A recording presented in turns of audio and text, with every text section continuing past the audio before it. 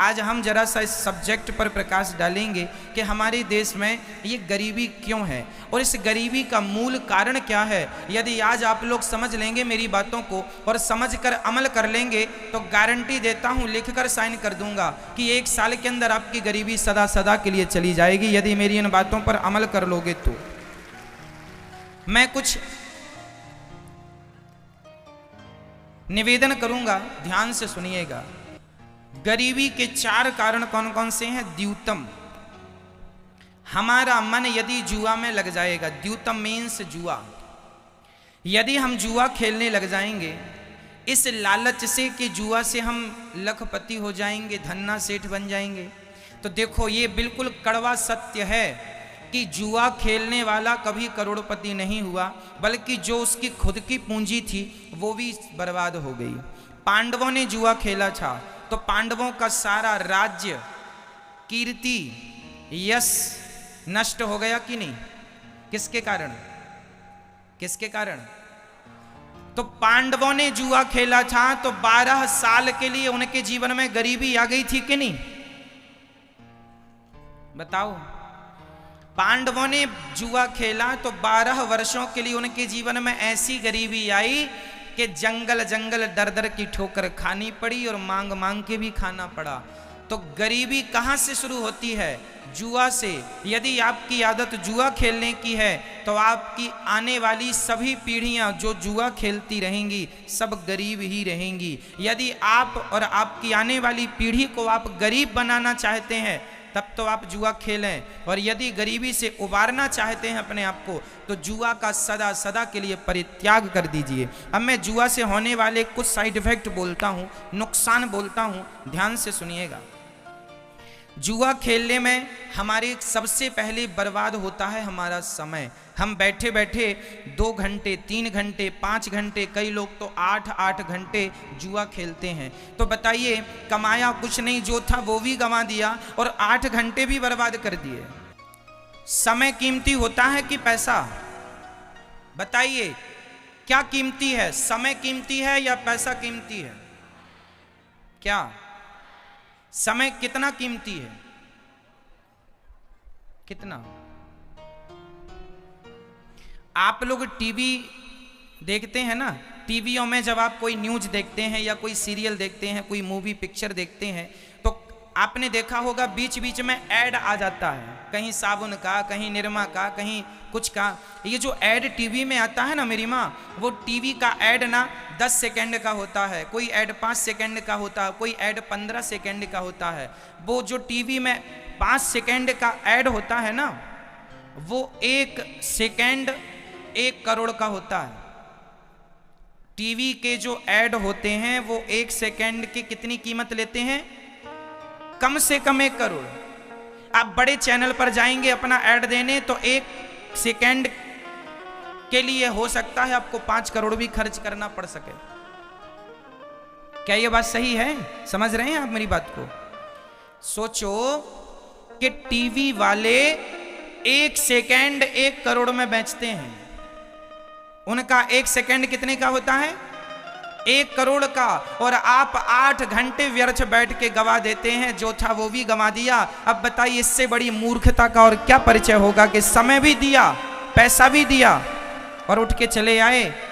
यदि आप अपने समय को, अपने भविष्य को संवारने में खर्च किए होते तो आप कुछ भी किए होते, कुछ अच्छा सोचे होते, अच्छा किए होते, कुछ बिजनेस करने का सोचते, व्यापार करने का सोचते, कुछ उद्योग डालने का सोचते, कुछ अपने परिवार, अपने लिए करने का, अपने देश के लिए करने का सोचते, तो आप अपने जीवन के जो घंटे, जो वक्त आपने जुआ में गंवा दिया, यदि उन्हीं समय का आपने सदुपयोग किया होता तो बताइए आपकी गरीबी दूर हो जाती कि नहीं आपके द्वारा?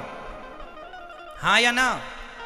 जो समय आप जुआ खेल के 5-5, 8-8 घंटे जुआ खेल के पैसा और समय गवाए, वो समय अपने लिए खर्च किया होता, अपने भविष्य के लिए किया होता, उज्जवल बनाने के लिए, तो आप कुछ बन गए होते। इसलिए जुआ खेलने से हमारा सबसे बड़ा नुकसान है कि जुआ से हमारा कीमती समय बर्बाद होता है। जो समय करोड़ों का है वो हम फोकट में दे रहे हैं। इसलिए मेरी प्रार्थना है नौजवान दोस्तों से, भाइयों से, बेटियों से, बहनों से और बड़े बुजुर्गों से, आप अपने समय का बिल्कुल दुरुपयोग ना करें। पुरुष बली नहीं होते हैं, समय होत बलवान, भीलन गोपी लूट लई, वही अर्जुन वही बाण। याद रखना मेरी माँ, सब कुछ दोबारा शायद मिल जाए पर समय दोबारा नहीं मिलेगा। आज जो तारीख है, आज कौन सी तारीख है? 24 मार्च 2022। क्या ये सही है तारीख?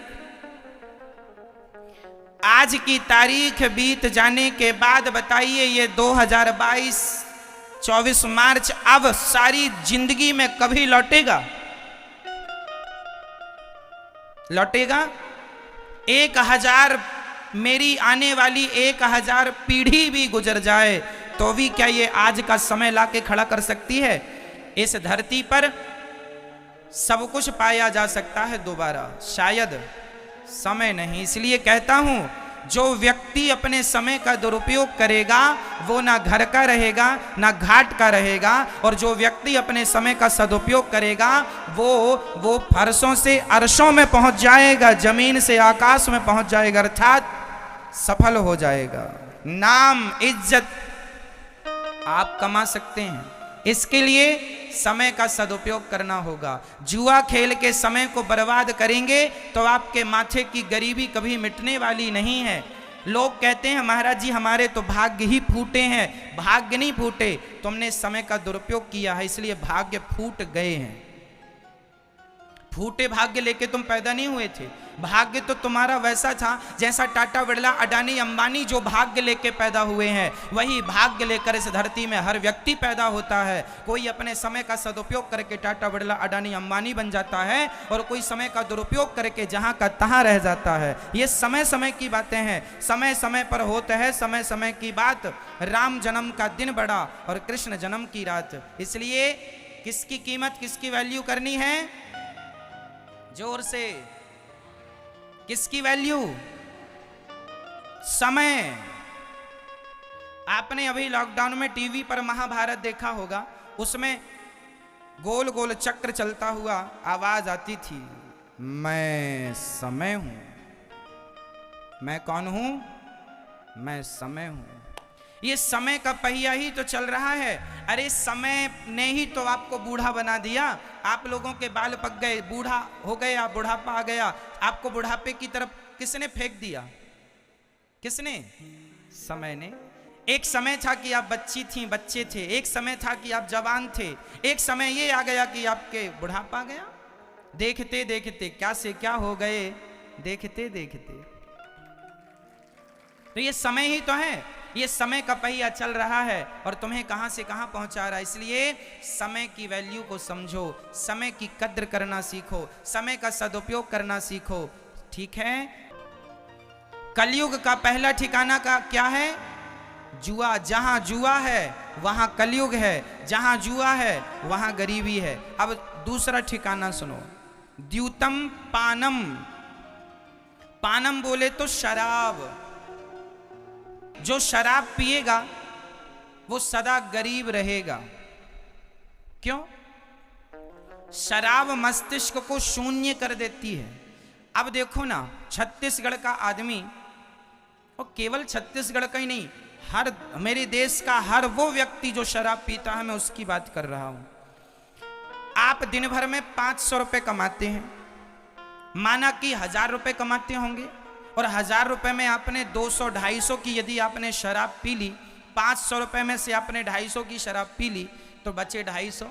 अब उस 250 में आप अपनी पत्नी, अपने बच्चों का कैसे पालन पोषण करेंगे? कैसे अपने लिए घर बनाएंगे? कैसे अपनी पत्नी के लिए बढ़िया साड़ी लाएंगे? कैसे अपने बच्चों के लिए अच्छे अच्छे कपड़े लाएंगे? कैसे अपने बच्चों को आप अच्छे से अच्छे स्कूल में पढ़ाएंगे? अरे वो 250 जो शराब में बर्बाद कर दिए, यदि उसी पैसे से अपने बच्चों के लिए कुछ फल फूल लाए होते, कुछ मिठाइयाँ लाए होते तो बच्चे भी खुश होते, और वो पैसा बचाते, कुछ कुछ बचाते तो आप अपने भविष्य की प्लानिंग कर सकते थे, अपने लिए एक छोटा सा घर बनाते, बच्चों को अच्छे से अच्छे स्कूल में पढ़ाते।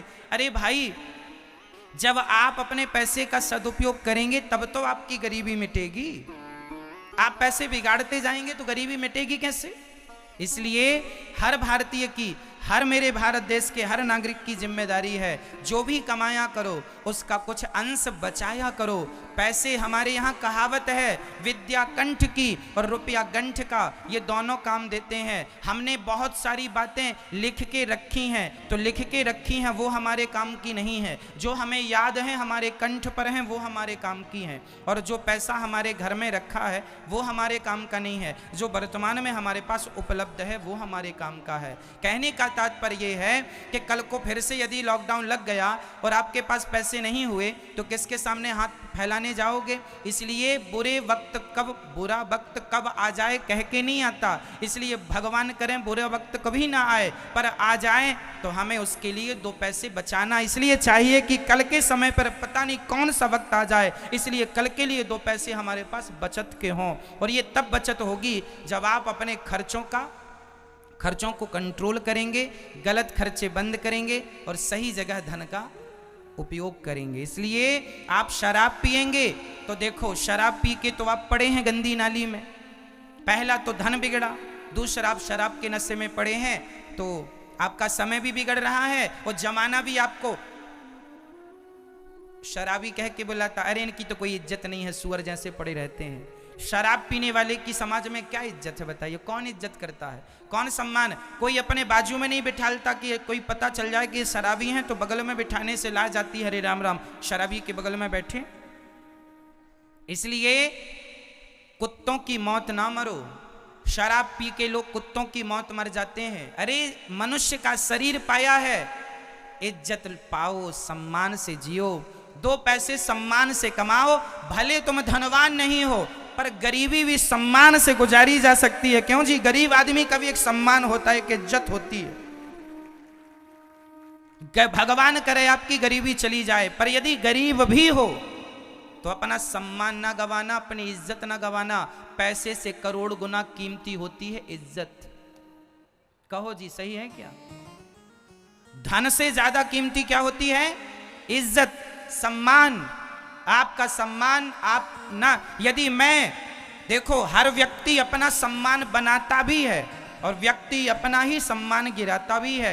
मैं चाहूं तो अच्छे कर्म करके अपनी इज्जत बढ़ा लूं और मैं चाहूं तो गलत कर्म करके अपनी इज्जत कम कर लूं। आप ही अपनी इज्जत बना सकते हैं और आप ही अपनी इज्जत बिगाड़ सकते हैं। इसलिए इज्जत बनाना बिगाड़ना दोनों आपके हाथ में है, विधाता का दोष नहीं है। ईश्वर ने तो सबको सब कुछ दे के भेजा था। जितनी अक्ल मेरे पास है उतनी अक्ल, उतनी बुद्धि आप सबके पास है। जितनी समझ मेरे पास है, जितना टैलेंट मेरे पास है उतना आप सबके पास है। फर्क इतना है कि आप अपनी वो ताकत, अपनी वो शक्ति जगाते नहीं हैं। आप अपना टैलेंट बाहर लाते नहीं हैं। शक्तियाँ, मोबाइल में बहुत सारे फंक्शन ऐसे होते हैं जिनके बारे में आपको ज्ञान ही नहीं होता है। सारी सुविधा आपके मोबाइल में, बहुत सारे ऐप ऐसे हैं जो बहुत अच्छे हैं, पर चूंकि आपको चलाना नहीं आता तो आपके मोबाइल में पड़े हैं। उसी तरह आपके अंदर भी सारे फंक्शन, सारी ईश्वर ने सॉफ्टवेयर डाल रखे हैं। आपके अंदर ईश्वर ने सब दे रखा है। कोई उसका सदुपयोग कर लेता है तो कोई नहीं कर पाता, बस फर्क इतना है। इसलिए शराब पीकर अपना विनाश ना करो। शराब पीने से भगवान श्री कृष्ण के 56 करोड़ यदुवंशी आपस में लड़के मर गए थे केवल शराब के कारण। भगवान का वंश भी शराब पी के यदि आपस में लड़ गया तो ये याद रखना, भगवान कहते हैं कि मैं भगवान हूं, मेरा वंश, मेरा परिवार, मेरा परिकर यदि शराब पीता है तो उसका ये परिणाम होता है, तुम पियोगे तो तुम्हारा क्या होगा। इसलिए सुधर जाओ, शराब पी के अपना नाश ना करो, नहीं तो इतिहास साक्षी है, रहा ना को कुल रोवनिहारा। द्यूतम पानम, शराब नहीं। इसलिए अपने आप को मुक्त करो शराब से और एक अच्छा जीवन जियो। और मैं आपसे प्रार्थना करता हूं, ये दुनिया, ये जमाना, ये तो चाहता ही है आज गांव में कोई तरक्की करने लग जाए तो कुछ लोग ईर्ष्यावश जलने लगते हैं और वो तो ये प्लान करने लगते हैं कि आपकी तरक्की को कैसे रोका जाए। वो तो फिर आपको शराब पिलाएंगे, गांजा पिलाएंगे, गलत रास्ते पर ले जाएंगे ताकि आपका काम से मन हट जाए और आप नशेड़ी बन के गंदी नाली में पड़े रहें और आपका विकास ना हो, सदा आपके माथे पे गरीबी बनी रहे।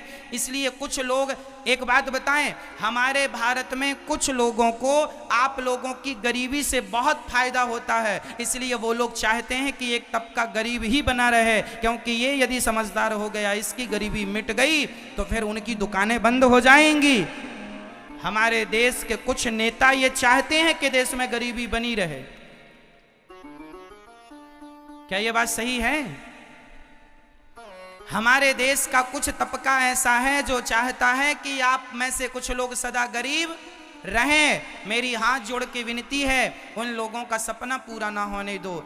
इसलिए आपसे मेरी प्रार्थना है, आप अपना विकास कीजिए, और जब आपका विकास होगा, आपके विकास से ही मेरे देश का विकास हो जाएगा। इसलिए कलयुग का दूसरा ठिकाना क्या है बताइए? कलयुग का पहला स्थान क्या है? द्यूतम, जुआ, जहां जुआ होगा वहां कलयुग।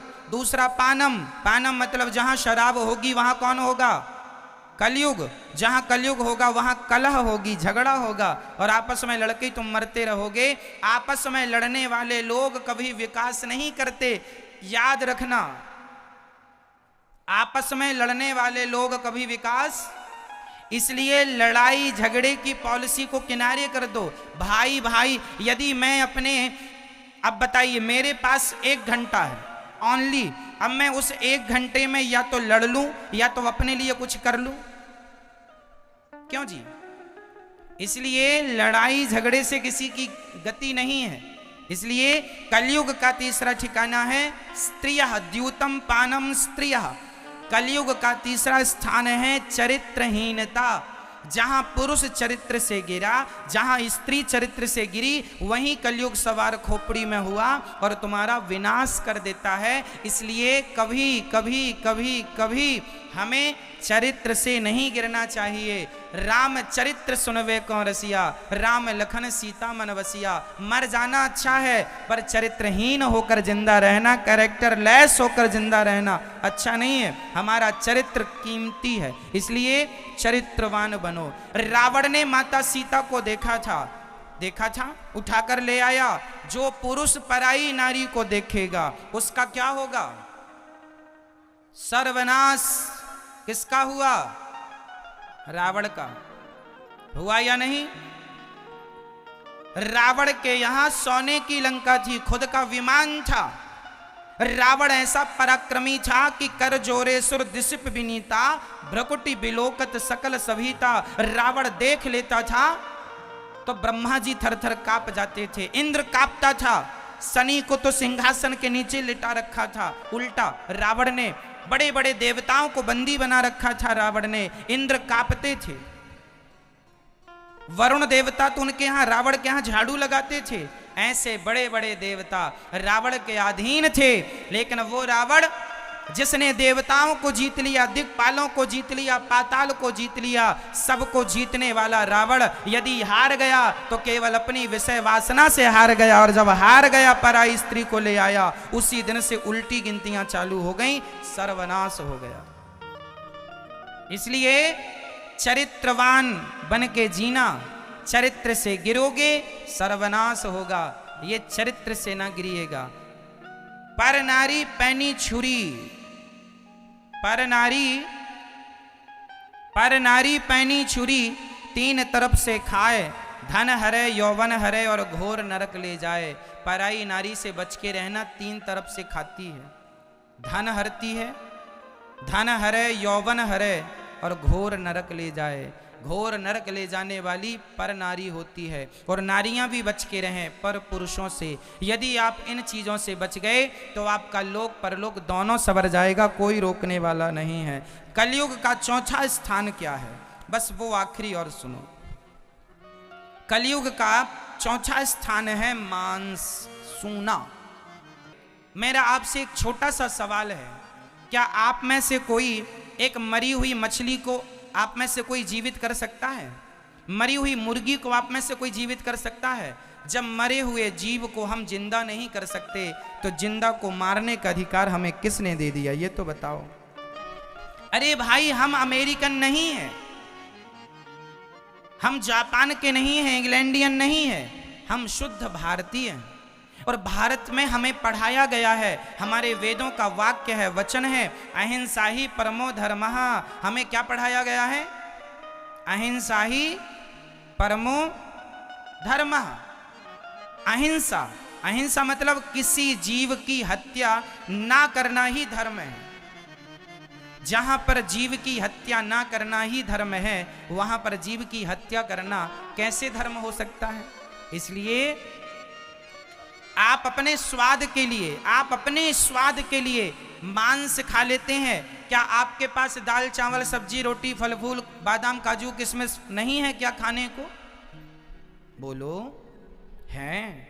फिर जब इतना सारा ऑप्शन है, अरे भगवान को पहले भोग लगाया करो, भगवान को खिला करके फिर प्रसाद ग्रहण किया करो। और मांस खाने से हमारा कभी भला नहीं होगा। जीव हत्या, जो तुमने मुर्गी मछली को तड़पा तड़पा कर अपने स्वाद के लिए मारा है, उस पाप का भोग भोगने के लिए तुम्हें फिर मृत्यु लोक में आना पड़ेगा, कुछ कुछ कुछ कुछ बन करके। पुनरपि जननम पुनरपि मरणम पुनरपि जननी जठरे शयनम। ये जन्म और मृत्यु का चक्र चलता ही रहेगा, कभी मिटने वाला थोड़ी है। इसलिए आप अपनी भलाई चाहते हैं, इससे किसी का कोई नुकसान नहीं है। आप मांस खाते हैं, मेरा कोई नुकसान नहीं है, परंतु इंसानियत के नाते आप भारतीय हैं और मैं भी भारतीय हूं। इस रिश्ते से मैं आपका पतन होते नहीं देख सकता। मैं ये चाहूंगा कि आप लोग भी अपनी सदगति कर लें। आप लोग भी, ये मनुष्य का शरीर बार बार नहीं मिलता। मेरी माँ 84 लाख योनियों में सर्वश्रेष्ठ योनि मनुष्य की है। बड़े भाग्य मानुष तन पावा, सुर दुर्लभ सदग्रंथ निगावा। फिरत सदा माया कर प्रेरा, काल कर्म स्वभाव गुण घेरा। कवहु किनर करुणा कर देही, देता ईस बिनु हेतु सनेही। पता नहीं कौन सी कृपा करके परमात्मा ने हमें मनुष्य का शरीर दिया है। ये मनुष्य का शरीर पाए हैं तो हमें इन आँखों से भगवान का दर्शन करना चाहिए, इस जिह्वा से भगवान का नाम गाना चाहिए, इन कानों से भगवान की कथा सुनना चाहिए, और अपनी वाणी से सदा भगवान का नाम खाना है तो भगवान को भोग लगा के वो खाओ जो खाने लायक है। एक सज्जन ने हमसे कहा कि महाराज जी, अन्न भी तो जीव है, अन्न भी तो जीव है। चाहे मुर्गी को खाओ या गेहूं को खाओ, चावल को खाओ, भाई चावल में भी तो जीव होता है, गेहूं में भी तो जीव होता है, और मुर्गी और मछली में भी जीव होता है। एक सज्जन ने हमसे ऐसा टेढ़ा सवाल किया कि बताइए, चावल खाओ, गेहूं खाओ या फिर मछली खाओ या मुर्गी खाओ, बात तो एक ही है। हमने कहा भाई साहब, एक सी बात कैसे हो सकती है? तो बोला समझाओ। हमने कहा सुनो, जो दाल चावल गेहूं इत्यादि है ना, ये ईश्वर ने हमारे खाने के लिए ही बनाया है। और एक बात बताएं, गेहूं में प्राण होते हैं, गेहूं में भी जीव होता है, चावल में भी जीव होता है, गेहूं चावल में भी प्राण होते हैं, परंतु वो आप कहते हैं हमने गेहूं चावल खा लिया तो उसके प्राण नष्ट हो गए। ना जी, गेहूं चावल में भी प्राण होते हैं, पर उन प्राणों से हमारे प्राणों की रक्षा होती है। ये विधाता ने उस प्राण को हमारे प्राणों के लिए बनाया है। जबकि आप मछली को मारेंगे तो उसे दर्द होगा, वो चिल्लाएगी, तड़पेगी, जबकि गेहूं को आप चबाएंगे तो वो तड़पेगा नहीं, चीखेगा नहीं, चिल्लाएगा नहीं। आप मुर्गी को मारेंगे तो तड़पेगी, चीखेगी, चिल्लाएगी, जबकि चावल को आप खाएंगे तो चीखेगा नहीं, चिल्लाएगा नहीं। कहने का अर्थ ये है कि परमात्मा ने दाल चावल सब्जी रोटी खाने के लिए ही बनाया है, जबकि मांस, हम लोग तो किसी मुर्दे को छूते हैं, किसी मरे इंसान को आप छूते हैं तो आप आकर के घर नहाते हैं कि नहीं? बोलो हाँ या ना।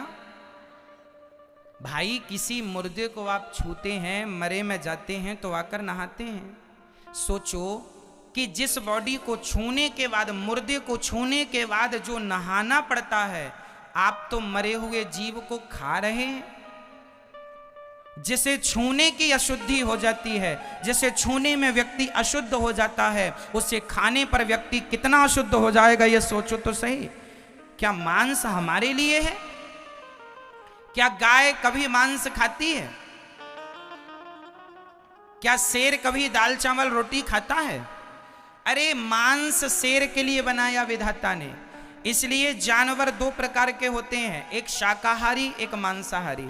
शाकाहारी और मांसाहारी के अंतर समझो, दोनों में अंतर क्या है जरा समझिएगा।